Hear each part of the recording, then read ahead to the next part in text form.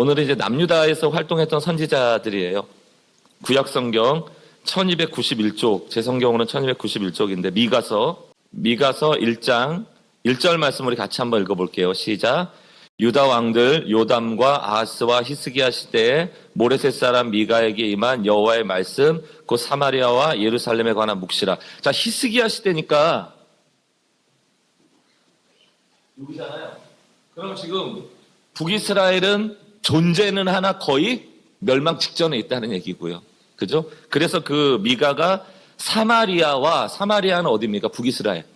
또 예루살렘에 관한 묵시라 이렇게 해서 주로 남유다의 선지자였지만 어디에도 그 예언을 했다, 선지적인 역할을 했다, 북이스라엘 쪽도 얘기를 했다는 얘기예요. 그러니까 이렇게 때가 나와 있으면 분명하죠. 아, 히스기야 때구나. 그리고 북이스라엘과 이제 북이스라엘이 아수르에 곧 망하게 됐는데 그 북이스라엘과 남유다에게 둘 다 활동했구나. 이제 이렇게 여러분들이 보시면 되겠어요. 그 당시를 생각해보면 지금 우리나라 이런 현대같이 막 구역이 정리돼서 무슨 구, 무슨 동 나눠져 있겠습니까? 대충 이렇게 있는 거죠. 그러니까 우리의 편의상 나눈 거지, 지금 미가는 양쪽에 다 예언을 하고 있습니다.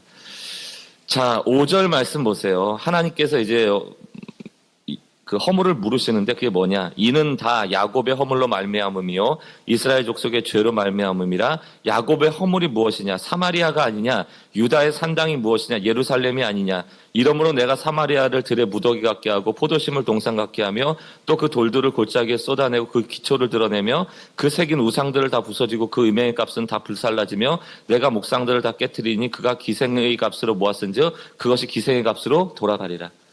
아시겠죠? 우상 숭배했고요. 그 우상 숭배를 하면서 얻었던 모든 것들을 내가 뺏어가겠다는 얘기예요. 그죠? 그러니까 왜 우상을 섬깁니까? 우리 눈에 좋아 보이니까. 이제 이거예요. 왜 사람을 자꾸 의지합니까? 내 눈에 의지할 만하니까 이런 거. 그럼 그 사람은 나한테 너무 좋은 사람이에요. 이 우상은 나에게 풍요로 너무 좋은 신이에요. 그러나 그것이 하나님 보기에는 좋지 않을 수 있다는 거죠. 우상에 대한 이야기를 하고 나서 그 다음에 2장으로 넘어가 보세요. 원리는 비슷합니다. 자, 이제 우상 숭배하는 게 다 무슨 의미냐면 자기가 잘 먹고 잘 살기 위한 거예요. 자기 이기적인 마음인 거예요. 그 구체적인 게 나오잖아요. 2장 1절. 그들이 침상에서 죄를 꾀하며 악을 꾸미고 날이 밝으면 그 손에 힘이 있으므로 그것을 행하는 자는 화 있으리라. 자, 이 권력이 있는 거예요. 이게 돈이든 아니면 명예든 아니면 지위든 뭔가 힘이 있는 거예요. 아니면 종교든 힘이 있어요. 이런 사람들이 밤에 잠 안 자고 뭐 하고 있어요? 계획하는 거예요. 밤새. 혹시 이 중에 그런 분 계십니까? 어제 밤새 오늘을 위해서 모사를 꾸미고 막 나쁜 계획 꾸미고 이러다가 아침에 일어나고 하나님 앞에 기도하는 거죠. 주님 그걸 이루게 해달라고. 그 힘을 가지고 막 오늘 의욕을 가지고 살아가려는 분 계세요. 그 모양 같은 거예요. 밤새 악을 꾀하고 그 손에 힘이 있으니까 이제 그것을 행하는 거죠. 그 밑에 보세요. 행하는 일들을 2절. 밭들을 탐하여 빼앗고 집들을 탐하여 차지하니 그들이 남자와 그의 집과 사람과 그의 산업을 강탈하는도다. 그러므로 여호와 말씀에 내가 이 족속에게 재앙을 계획하나니 너희의 목이 이에서 벗어나지 못할 것이요 또한 교만하게 다니지 못할 것이라. 이는 재앙의 때임이라 하셨느니라. 우상 숭배. 그것은 결국 욕심으로부터 나온 것이고 그것은 하나님 기쁘시게 못하는 것이고 자기 자신은 부유해졌을지 모르지만 곧 심판을 통하여서 그것을 빼앗길 것이라는 거예요. 오늘 하루 살아가시면서 남의 밭을 탐하지 마시고요. 하나님의 원리는 동일합니다. 조금 손해보세요. 조금 손해보세요. 그것이 세상 사람들로 하여금 퀘스천을 갖게 합니다. 저 사람 왜 저러지? 왜 손해보려고 하지? 왜 희생하려고 하지? 왜 저렇게 행동하지? 왜 지지? 왜 미안하다고 하지? 왜 무릎 꿇지? 이게 종교적인 매력을 주는 거예요. 이 매력이라는 표현이 좀 그런데 그 사람들에게 우리 인생이 퀘스천이 돼야 되거든요.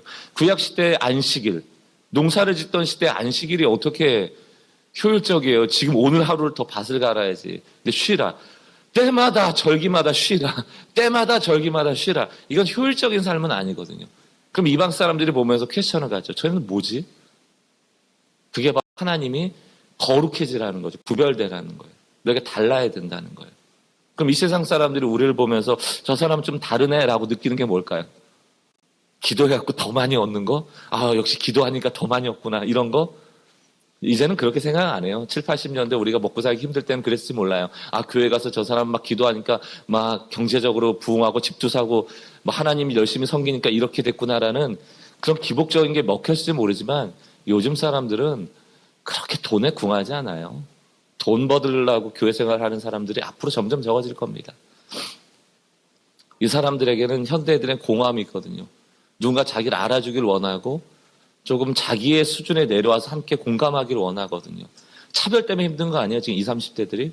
아무리 생각해도 우리 아버지 때만큼은 잘 못 살 것 같고, 내가 아무리 노력해도 예전같이 경제적으로 내가 못 살 것 같고, 내가 직업을 하나 갖고는 못 살 것 같고, 이런 두려움 아니에요?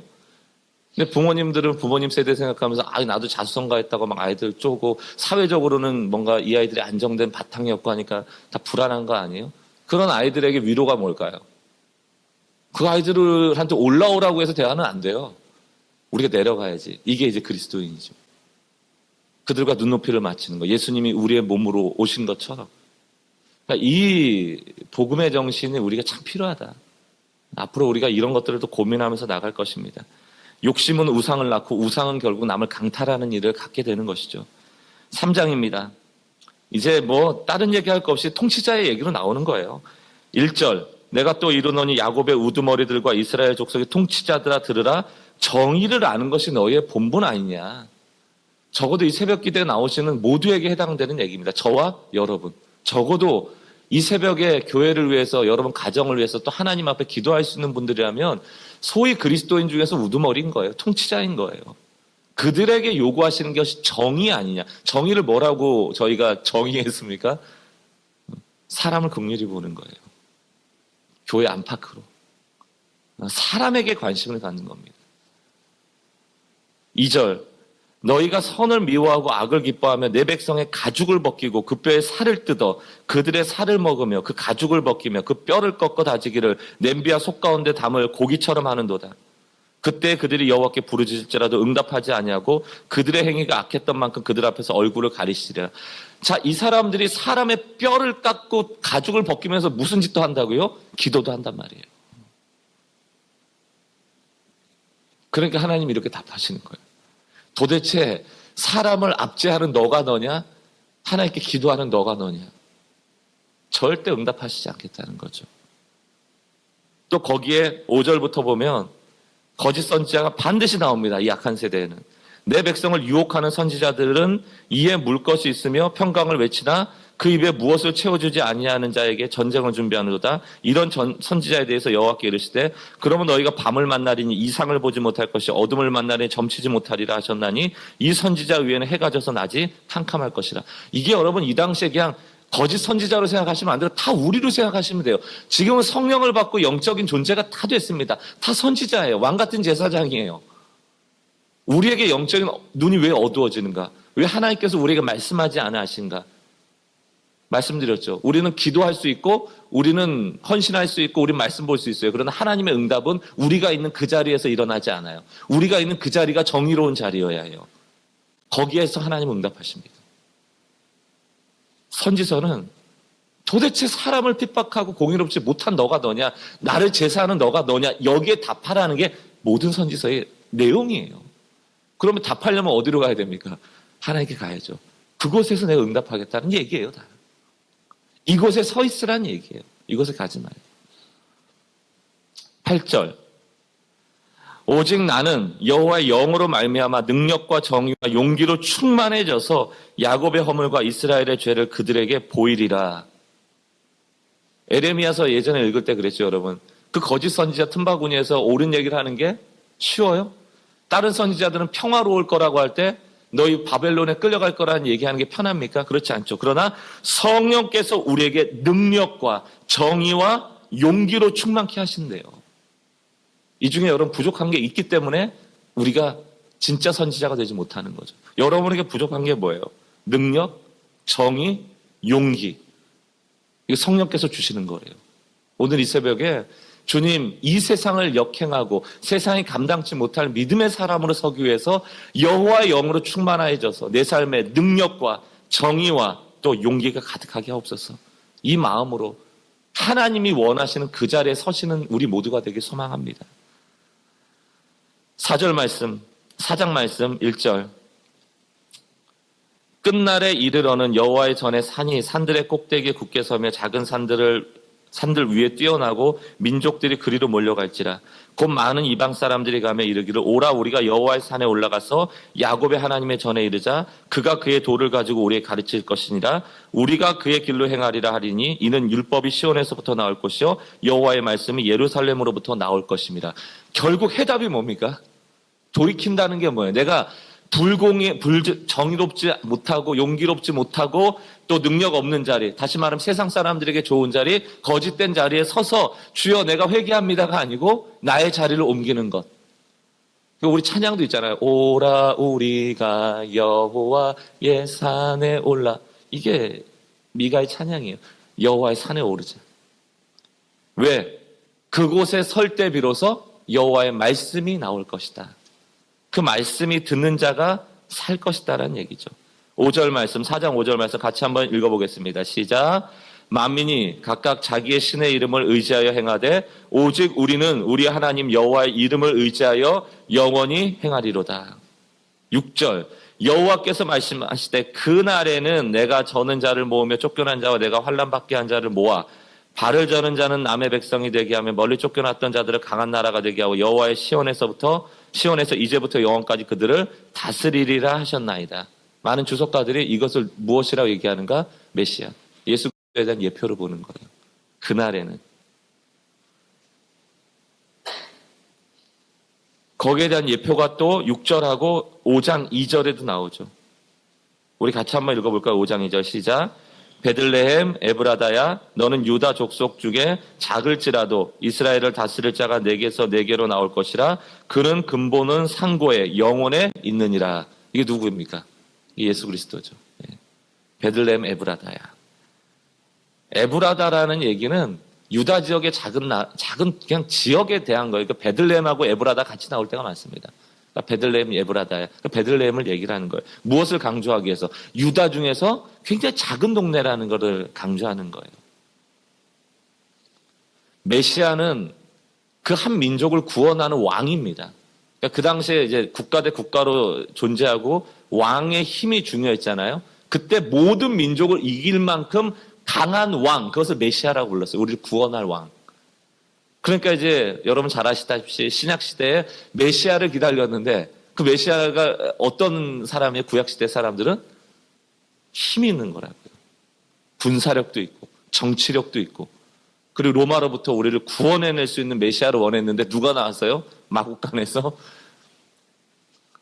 나사렛이라는 볼품 없는 동네에서 활동하는 선지자 한 명, 목수였고 잘하는 거 다 바꾸요. 30살까지. 갑자기 그리고 메시아라고. 그래서 혼동이 일어난 거죠. 그러나 이미 예언되어 있는 게 뭡니까? 베들레헴 에브라다야. 작은 고을에서 통치자가 나올 것임을 알려주는 거죠. 이게 우리에게 주는 메시지는 뭐예요? 역설이죠. 약할 때 강함이 되고 우리가 부족할 때 오히려 하나님 우리의 힘이 되어주시고.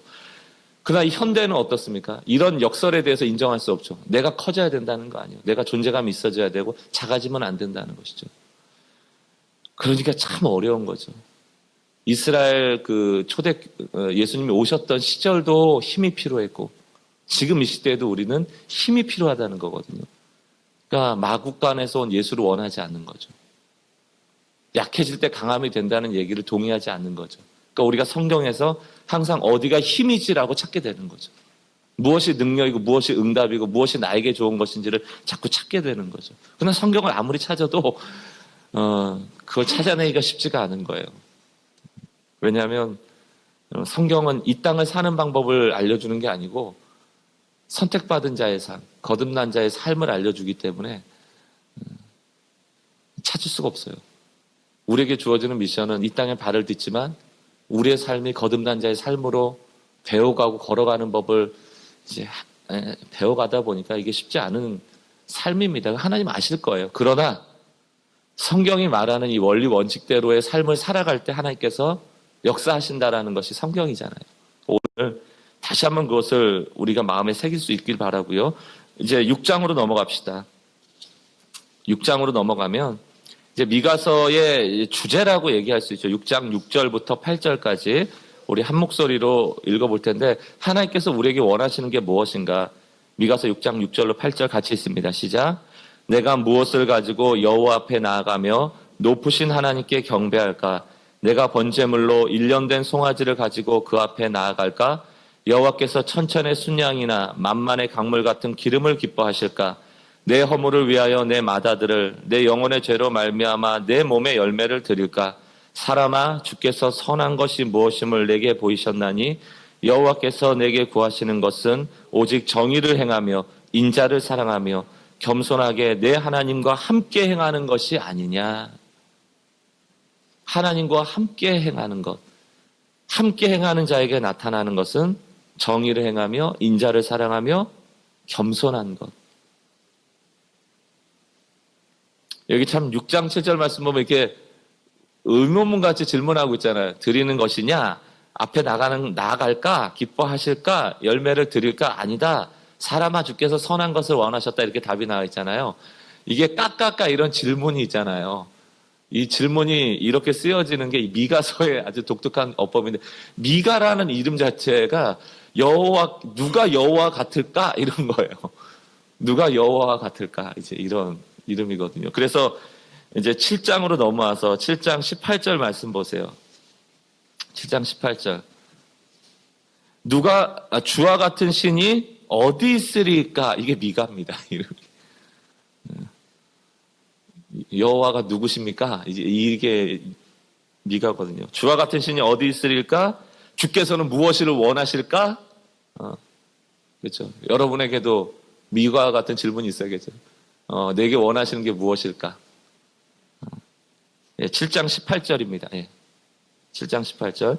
주와 같은 신이 어디 있으리까? 주께서는 죄악과 그 기업 남은 자의 허물을 사유하시며 인애를 기뻐하심으로 진노를 오래 품지 아니하시나이다. 다시 우리를 불쌍히 여기셔서 우리의 죄악을 발로 밟으시고 우리의 모든 죄를 깊은 바다에 던지시리이다.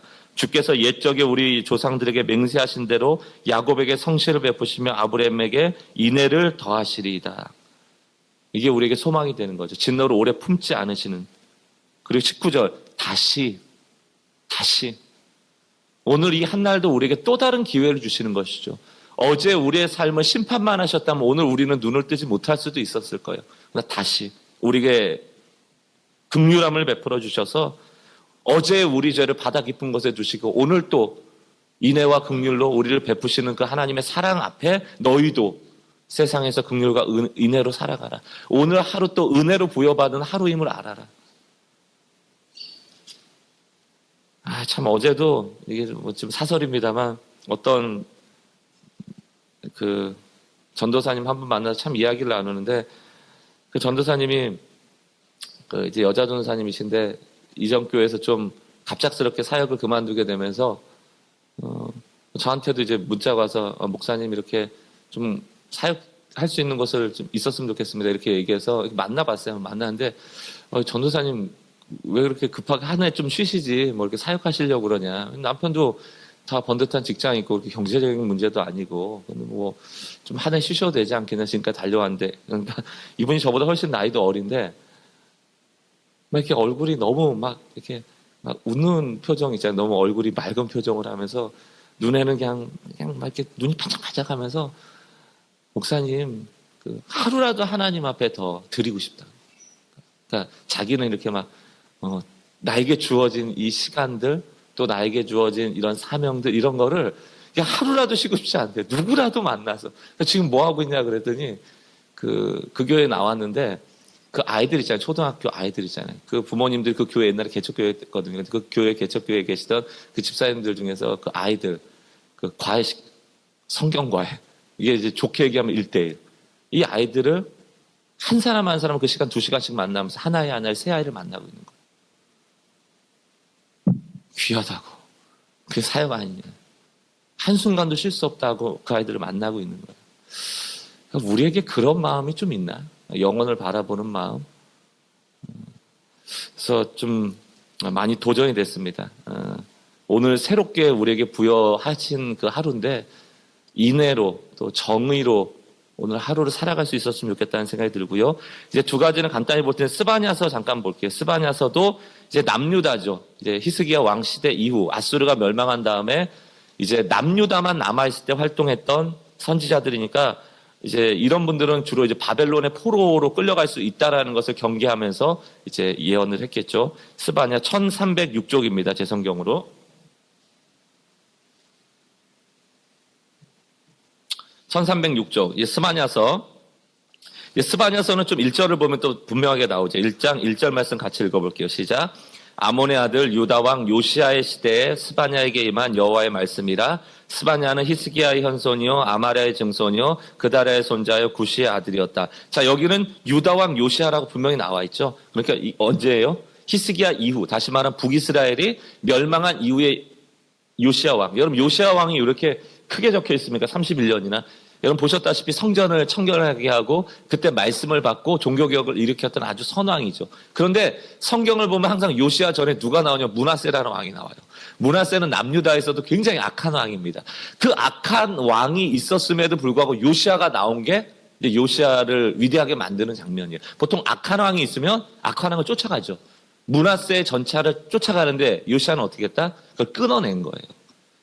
그러다 보니까 요시아의 종교개혁이 좀 성공하기 어려웠던 것이, 열심히 했지만 완벽하지 못했던 것이 왜 그랬을까요? 그 전에 므낫세의 흔적이 너무 많은 거예요. 그러니까 스바냐서는 그 므낫세와 요시아의 그 중간쯤에서, 요시아 통치 초기 시절에 그때쯤에 쓰여졌다고 보면 돼요. 뭔가 종교 혼합주의, 여전히 산당이 있고 여전히 우상숭배가 있었을 때, 우리는 그냥 요시아 왕 그러면 선왕 때니까 스바냐가 굉장히 좋은 얘기 많이 했겠구나 이렇게만 생각하는데 그렇지 않다는 거예요. 자, 2절 말씀부터 볼게요. 6절까지. 그러니까 이해가 되시죠? 요 시대가. 2절 여호와께서 이르시되 내가 땅 위의 모든 것을 진멸하리라. 내가 사람과 짐승을 진멸하고 공중의 새와 바다의 고기와 거치게 하는 것과 또 악인들을 아울러 진멸할 것이라. 내가 사람을 땅 위에서 멸절하리라. 나 여호와의 말이니라. 내가 유다와 예루살렘의 모든 주민들 위에 손을 펴서 남아있는 바알을 그곳에서 멸절하며 그 말임이란 이름과 및 그 제사장들을 아울러 멸절하며 또 지붕에서 하늘의 무별에게 경배하는 자들과 경배하며 여호와께 맹세하면서 말감을 가리켜 맹세하는 자들과 여호와를 배반하고 따르지 아니하는 자들과 여호와를 찾지도 아니하며 구하지도 아니하는 자들을 멸절하리라.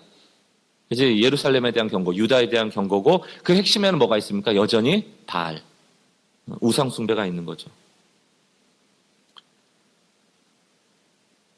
당연히 이제 이 우상숭배가 나오면 그 뒤에 이제 7절부터는 안 읽어봐도 뭐가 나온다고요? 사람들의 황폐한 인생이 나오는 거예요. 뭐 누구 빼앗고, 뭐 멸절하고, 막 이런 얘기가 나옵니다. 그런데 이제 2장 너희가 그렇게 막 함부로 사는데 2장 보니까 수치를 모르는 백성아 이렇게 나오죠. 수치를 모르는 백성아. 지금 우리가 이렇게 사는 것을 마땅히 생각하는 백성아. 뒤집지 않은 전병처럼 밑에는 타들어가고 있는데 뒤집을 생각이 없는 백성아. 모일지어다 명령이 시행되어 날이 겨같이 지나가기 전 여호와의 진노가 너에게 내리기 전 여호와의 분노의 날이 너에게 이르기 전 그리할지어다. 여호와의 규례를 지키는 세상의 모든 겸손한 자들아 너희는 여호와를 찾으며 공의와 겸손을 구하라. 너희가 혹시 여호와의 분노의 날에 숨김을 얻으리라. 똑같죠. 모여라. 근데 안 모여요. 왜 안 모입니까? 모일 이유가 없으니까. 내가 괜찮은 사람이니까 안 모이는 거죠. 이대로 살아도 충분하다는 거. 바알 섬기면서 바알이 준 것도 아니지만 바알이 줬다고 착각하는 그것 가지고도 얼마든지 살 수 있고 내 욕심 차리면서 남 밟으면서 내가 얼마든지 얻어낼 수 있다는 거예요. 약육강식의 방식으로 충분히 잘 살고 있는데 왜 모여? 그러고 4절부터 이제 그렇게 하지 않을 때 이스라엘에게 일어날 벌에 대한 내용들이 나오죠. 그러나 하나님은 항상 우리를 이제 회복하신다는 메시지가 3장으로 넘어가면 있습니다. 3장 8절부터 나 여호와가 말하노라. 그러므로 내가 일어나 벌할 날까지 너희는 나를 기다리라. 내가 뜻을 정하고 나의 분노와 모든 진노를 쏟으려고 여러 나라를 소집하며 왕국들을 모으리라. 온 땅이 나의 질투의 불에 소멸되리라. 그때 내가 여러 백성의 입술을 깨끗하게 하여 그들이 다 여호와의 이름을 부르며 한 가지로 나를 섬기게 하리니 내게 구하는 백성들 곧 내가 흩은 자의 딸이 구스강 건너편에서부터 예물을 가지고 와서 내게 바칠지라. 그날에 내가 내게 범죄한 모든 행위로 말미암아 수치를 당하지 아니할 것은 그때 내가 내 가운데에서 교만하여 자랑하는 자들을 제거하여 내가 나의 성산에서 다시는 교만하지 않게 할 것임이라. 내가 곤고하고 가난한 백성을 내 가운데 남겨두리니 그들이 여호와의 이름을 의탁하여 보호를 받을지라. 이스라엘의 남은 자는 악을 행하지 아니하며 거짓을 말하지 아니하며 입에 거짓된 혀가 없으며 먹고 누울지라도 그들을 두렵게 할 자가 없으리라. 자, 여기에 보면 가난한 백성을 남겨두시고요. 13절에 보면 이스라엘은 남은 자라고 표현되어 있잖아요. 이게 또 아주 구약의 중요한 또 신학입니다. 남은 자. 하나님은 꼭 끝날 것 같지만 남은 자를 통하여서 늘 회복시키시죠. 이사야 같은 선지자를 봐도 남은 자에 대한 얘기를 많이 해요. 그죠? 그리고 이 남은 자들이 곧 바벨론에 끌려갈지라도 돌아오게 하는 그 회복에 대한 상징이기도 하죠.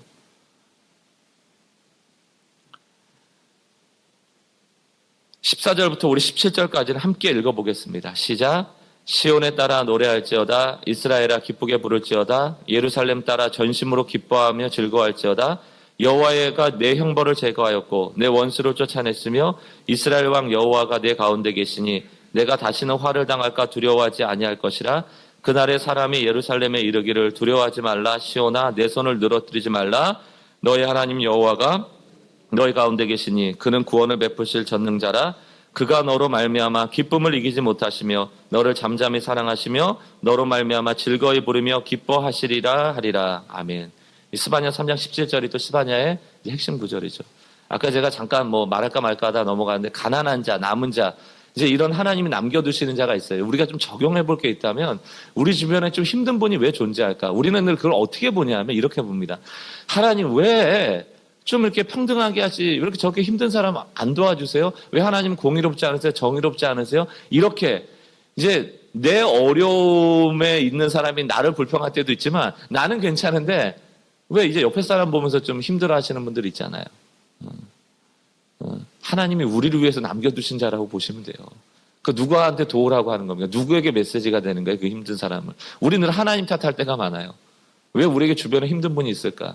하나님 어쩌면 저렇게 하나님이 계시다면 저럴 수가 있어요가 아니고 하나님이 우리에게 베풀어 주신 은혜가 있다면 그 사람을 통하여 우상 숭배하지 말고 이기심을 꺾고 너도 착한 사람 되라는 거예요. 우리가 착한 사람들 기회를 주신다고 보시면 돼요. 그러니까 우리에게 주어진 것은 하나도 쓸모없는 게 없습니다. 그리고 나와 상관없는 게 없고요. 제가 목회하면서도 적어도 내가 찾아다니지는 못해도 내 주변에 나에게 보여주는 사람을 돕고 살자. 이제 이런 것이 굉장히 작은 꿈 같지만 사실은 모두가 그렇게 한다면 아마 이게 운동력이 될 겁니다. 영향력이 될 거예요. 그래서 여러분들이 많은 사람을 돕는 자의 자리에 서기를 원하고 그것이 또 우리를 사랑하신 하나님 앞에 이에 마땅한 삶인 줄 압니다. 우리 3장 17절 말씀을 위로받으시기 바라요. 여전히 부족하지만 다시 돌아오기만 하면 그냥 우리를 사랑하셔서 어쩔 줄 모르는 그 하나님의 사랑, 그게 하나님이십니다. 그 하나님이 우리 아버지가 되심을 믿고 오늘도 그 사랑 앞으로 나아가시길 바라고요. 우리 마지막으로 우리 하박국은 잘 아시니까 하박국만 잠깐 보고 넘어가겠습니다. 하박국. 자, 이제 하박국이 방금 제가 이제 스바냐 말미에 가난한 자에 대한 얘기했던 것과 비슷한 맥락이에요. 자, 하박국, 이것도 마찬가지로 남유다에 대한 얘기죠. 주변국으로부터 이제 남유다도 계속 전쟁의 압박을 받고 있는 겁니다. 자, 1장 2절부터 4절 말씀 제가 좀 빨리 읽어보겠습니다. 여호와여 내가 부르짖어도 주께서 듣지 아니하시니 어느 때까지일까? 내가 강포로 말미암아 외쳐도 주께서 구원하지 아니하시나이다. 구약 성경 1302쪽입니다. 1302쪽. 방금 봤던 스바냐의 뒤쪽이죠, 바로. 앞쪽이죠, 앞쪽. 1302쪽 하박국 1장 2절 말씀. 여호와여 내가 부르짖어도 주께서 듣지 아니하시니 어느 때까지리까? 내가 강포로 말미암아 외쳐도 주께서 구원하지 아니하시나이다. 어찌하여 내게 죄악을 보게 하시며 패역을 눈으로 보게 하시나이까? 겁탈과 강포가 내 앞에 있고 변론과 분쟁이 일어나나이다. 이러므로 율법이 해이하고 정의가 전혀 시행되지 못하오니 이는 악인이 의인을 에워쌌으므로 정의가 굽게 행하여 짐이니이다. 이렇게 물어보는 거죠. 그럼 이거 지금 어떻게 달라는 얘기예요? 하나님한테. 악인은 확실하게 심판해 주시고 의인은 확실하게 잘 되게 해 주십시오. 그러면서 은근히 지금 뭐가 깔려 있는 거예요?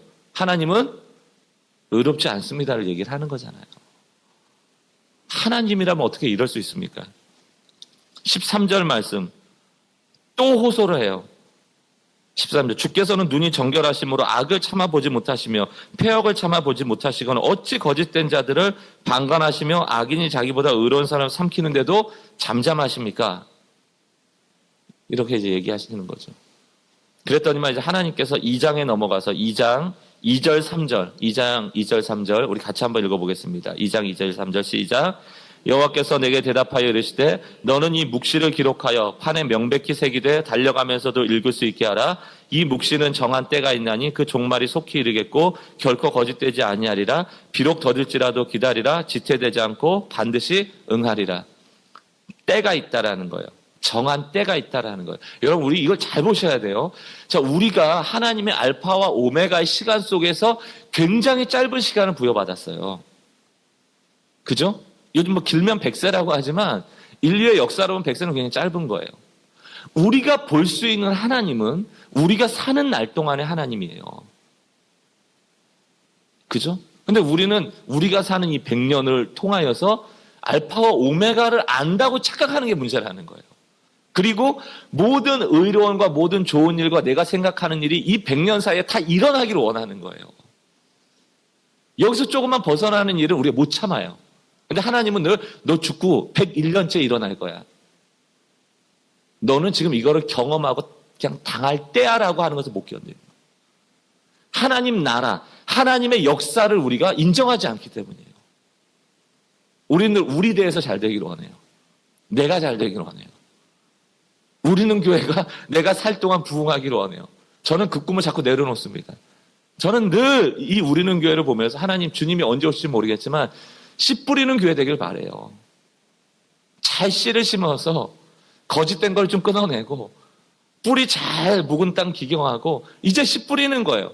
씨만 잘 뿌리면 묵은 땅 잘 기경해 놓으면 씨가 자라나는 건 시간 문제입니다. 근데 아무리 우리가 열심히 해도 묵어있는 땅, 얼어버린 그 땅 위에 씨 뿌리고 백날 뭐 해도 안 자라나요. 그 왜 자꾸 성급하게 씨 뿌리를 자꾸 뭔가 열매를 보려고 하는 거죠? 왜 땅 안 기경 안 하는 거예요? 그 위에다 왜 씨를 자꾸 뿌립니까? 급하니까. 급할수록 원리대로 가야 되는데 급하니까 자꾸 씨를 뿌리고 내 대해서 뭔가를 보기를 원하는 거예요. 아마 우리에게 말씀하실 거예요. 똑같이. 정한 때가 있어. 정한 때가 있어. 기한이 있어. 때로는 그 기한 동안 우리는 악인을 지켜봐야 되고 때로는 그 기한 동안 그 힘든 자를 우린 지켜봐야 돼요. 그건 우리의 불행은 아니에요. 왜? 그 하나님의 역사 속에서 우리가 쓰임받고 하나님의 나라 안에 우리 있기 때문이죠. 그 어려움의 삶 속에서라도 우리가 하나님을 경험하지 못하는 게 아니란 얘기예요. 그러니까 그 답이 그래 알았어. 악인을 해결해주고 의인은 높여줄게. 특히 하박국 너가 제일 의인이니까 널 높여줄게. 이게 아니고 또 이 얘기가 뭡니까? 정한 때까지 기다리라는 얘기죠. 우리가 짧게 그런 것들을 경험할 때가 있잖아요. 자녀 문제. 혹은 여기 아마 이렇게 번듯하게 어른이라고 이제 다 이렇게 있지만 여러분의 젊은 시절 예를 들어 뭐 10대 그 아주 광풍이 들었던 20대를 생각해 보면 여러분의 자녀만 못 하셨어요? 여러분의 인생이? 저는 양심상 우리 아이들한테 뭐 잘 살라는 얘기 잘 못 하겠더라고요. 제가 하도 허접하게 살아나서. 하지만 하나님 이렇게 세워주시잖아요. 우리도 이렇게 이끌어 가시는데 왜 우리 자녀를 하나님이 이끌어 가시지 않습니까? 우리는 자꾸 있는 게 문제고 씨 뿌리는 사람은 하나도 없는데 땅을 기경하는 사람은 아무도 없는데 거기서 열매 나기를 지켜보고 있는 그런 신앙생활을 하고 있을 때가 많아요. 자꾸 딴 교회 보지 마세요. 이렇게 막 그런 거 보지 마세요. 그냥 우리 보세요. 우리 보세요. 우리가 행복하면 되는 거예요. 여러분 무슨 옆에 교회 여기 교회 뭐가 다릅니까? 지금 새벽 기도하고 있는 많은 교회들이 있어요. 하나님 보실 때는 다 하나님 자식들이에요. 그 열린 마음과 하나님 나라라는 큰 그림 없이 개교회 중심적인 교회가 되어서는 문제가 됩니다. 그러니까 좀 우리 눈을 넓혀달라고. 심지어는 그게 안 되면 오늘 하박국처럼 하나님 앞에 물으세요. 그리고 이런 응답을 받으시면 어떻게 바뀝니까? 자, 18절 말씀 보세요. 2장 18절. 새긴 우상은 그 새겨 만든 자에게 무슨 유익이 되겠느냐. 부어 만든 우상은 거짓 스승이라 만든 자가 이 말하지 못하는 우상을 의지하니 무엇이 유익하겠느냐. 나무에게 깨라 하며 말하지 못하는 돌에게 일어나라 하는 자에게 화 있을진저 그것이 교훈을 베풀겠느냐. 보라, 이는 금과 은보를 입힌 것인지 그 속에는 생기가 도무지 없느니라. 20절 같이 있습니다. 시작. 오직 여호와는 그 성전에 계시니 온 땅은 그 앞에서 잠잠할지라 하시니라. 자, 자꾸 우리가 뭐에 관심 있는 거예요? 공의롭다 정의롭다 하는 것을 자꾸 남을 비판하는 일은 많이 해요. 여러분, 우리가 모여가지고 교회 비판하고 목사 비판하고 장로 비판하고 성도 비판하고 비판은 무성해요. 그리고 2시간 동안 커피 먹으면서 비판 엄청 하고 끝나요. 운전하면서 돌아오는 게 뭐예요? 내 마음에? 한번 해보세요. 2시간 동안 사람 만나서 2시간 동안 제 욕, 또 교회 욕, 한국교회 욕, 누구 욕 엄청 하면서 나는 의롭다 2시간 동안 떠들고 차 운전하고 와보세요. 무슨 일이 생기나? 아무 일도 없어요. 아무 변화도 없어요. 떠드는 일엔 아무 변화가 나타나지 않아요. 비판하는 일에 아무 역사가 없습니다. 생각은 역사를 일으키지 못해요. 그 생각을 행해야지. 망해도 행하는 사람이 낫습니다. 하나님 앞에서. 오직 여호와는 그 성전에 계시니 조용히 해라. 그 입 다물고 하나님이 계시는 곳에 너가 함께 있으란 얘기예요. 그리고 3장 하박국이 깨닫죠. 2절 여호와여 내가 주께 대한 소문을 듣고 놀랐나이다. 여호와여 주는 주의 일을 이 수년 내에 부응하게 하옵소서. 이 수년 내에 나타내시옵소서. 진노 중에라도 긍휼을 놓지 마시옵소서. 여러분 보세요. 이게 하나님의 역사 속인데 우리는 100년밖에 못 살아요. 우리는 그 근시안적인 눈밖에 없어요. 그럼 우리의 기도가 뭐가 돼야 돼요? 하나님, 우리는 비록 이 땅에서 땅을 파고 씨를 뿌릴 수밖에 없어도 괜찮지만 바라기는 우리 때의 부흥을 보기 원합니다. 이게 우리 마음이었죠. 안 주셔도 되는데 정말 하나님께서 하실 수만 있다면 내 때의 부흥을 보기 원합니다. 세상에 말하지 못하는 우상, 생기 없는 우상, 생기 없는 물질, 생기 없는 성공, 생기 없는 명예에 나이가 의존하지 않고 내가 하나님을만 의지하고 그분의 생기를 받아먹고 살아가면서 바라기는 이 생기를 통하여 내가 하나님의 놀라운 부흥을 한번 나의 시대에 보기를 원합니다. 이거는 되죠. 이건 우리의 꿈일 수 있죠. 이건 우리의 기도일 수 있죠. 주시고 안 주시고는 그분의 마음이죠. 우리가 어떻게 그분을 의롭지 않다라고 감히 이 100년의 삶을 통하여 말할 수 있습니까? 우리가 짧은 신앙생활을 통하여 하나님을 감히 의롭지 못하다라고 누가 얘기할 수 있습니까? 그것이 우리의 교만이에요. 16절 말씀 우리 결론 잘 아시죠? 우리 16절부터 19절까지 한번 읽어보겠습니다. 시작. 내가 들었으므로 내 창자가 흔들렸고 그 목소리로 말미암아 내 입술이 떨렸도다. 무리가 우리를 치러 올라오는 환난 날을 내가 기다림으로 썩이는 것이 내 뼈에 들어왔으며 내 몸은 내 처소에서 떨리는도다. 비록 무화과 나무가 무성하지 못하며 포도나무에 열매가 없으며 감람나무에 소출이 없으며 밭에 먹을 것이 없으며 우리의 양이 없으며 외양간에 소가 없을지라도 나는 여호와로 말미암아 즐거워하며 나의 구원의 하나님으로 말미암아 기뻐하리로다. 주 여호와는 나의 힘이시라. 나의 발을 사슴과 같게 하사 나를 나의 높은 곳으로 다니게 하시리로다. 이 노래는 지휘하는 사람을 위하여 내 수금에 맞춘 것이니라. 오늘 이 말씀이 우리에게 위로가 되어지고 힘이 되어지고 또 소망이 되어지길 원해요. 지금 우리의 때가 조금 상대적으로 악인들이 판치는 이 땅 가운데 좀 악인임에도 불구하고 벌받지 않고 잘 사는 사람들 비교하면서 마음 아플 수도 있죠. 그러나 그때 우리가 구해야 될 기도는 저 악인 망하게 해주세요. 나는 의로우니까 나는 잘되게 해주세요 라는 게 아니고 여러분 우리가 어떻게 악인과 비교해서 의로운 거지 하나님 앞에 의로울 수 있어요. 정당하게 하나님 앞에 당당하게 구하는 그런 교만함에 빠지지 마시고 또 하나님은 모르세요. 이 세상을 모르세요. 너무 의롭지 않으세요. 빨리 해결해 주세요. 하나님의 때를 거슬러 내 때를 맞추려고 하는 일도 좀 멈추시고 오직 여호와는 성전에 계시니 그 앞에서 잠잠할지어다. 이 음성을 통하여 우리가 좀 비판의 입술들 또 불만의 입술들을 내려놓고 좀 부족하지만 결국 정한 묵시의 때 하나님께서 일하실 그 일하심을 기대하며 겸손한 마음으로 부흥을 구하실 수 있는 우리 모두가 되시기 바라요. 우리 뜻대로 돌아가는 게 신앙생활 아닙니다. 우리 뜻대로 살아가는 게 이 땅의 삶이 아니에요. 오늘 하루 하나님의 손에 이끌려 그 인생길이 동행하는 그런 복된 하루가 되시길 주의 이름으로 축원합니다. 우리 같이 한번 기도할 때